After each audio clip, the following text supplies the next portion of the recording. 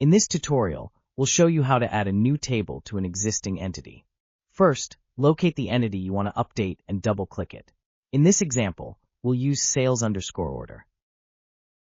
Click on Change to enter the entity's edit mode. Locate and click on Build Join. This functionality allows us to add new tables and manage relations among tables. Click the Insert Table option or use the shortcut Shift plus F1. A pop-up window will appear. Click on the text field. In the text field, you must enter the desired table name. You can also add Z tables and CDS views. For this example, we will use the table VBPA. Click on Confirm or press Enter. As you can see, the tables are automatically linked through their key fields. In this case, the new table is linked by default to the last table added to the model. This is why the VBAP and VBPA tables are now related. To modify a relationship between tables, form inner join to left outer join.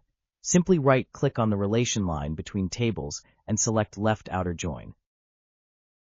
As you can see, both joins for the table are now marked as left outer join. Keep in mind that the join type between two tables will always be the same. You cannot combine an inner join and a left outer join in the same relation. To delete the relationship between two tables, right-click on the relation line between tables. Then click Delete Link. As a result, now that specific relation between tables will be deleted. If you want to generate a new relationship between two tables, for example table VBAK with table VBPA, there are two ways you can achieve that. First is using the drag and drop method.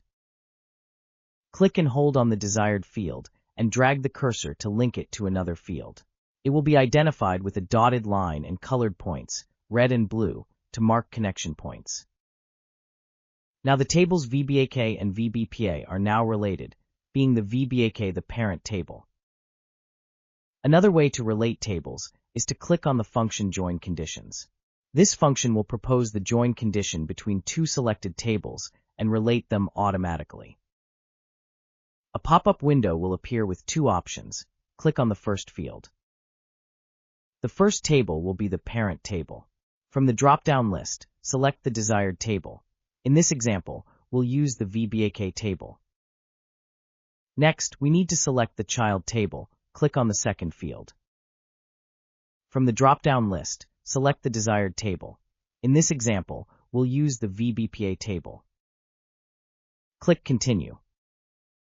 The system will then link both tables based on their key fields. You can repeat these processes with multiple tables and relations.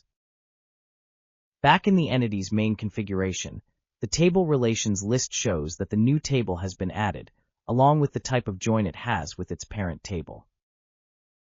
To finish and save your configuration, click Save Customizing.